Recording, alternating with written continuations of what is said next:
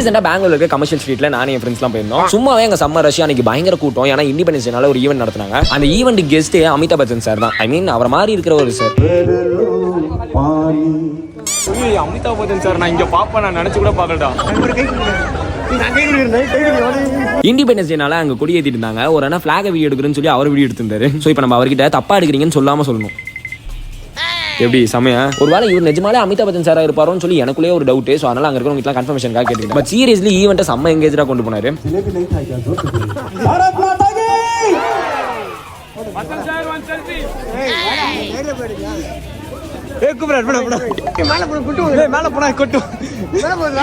செல்ஃபின்னு கேட்டோன்னே என்னைய friend stage கூப்பிட்டாங்க. பட் கிட்ட போனது கொஞ்சம் ஷை ஆயிடுச்சா. எங்க பார்த்தோன்னே மறுபடியும் மேலே வாங்கன்னு கூப்பிட்டாங்க.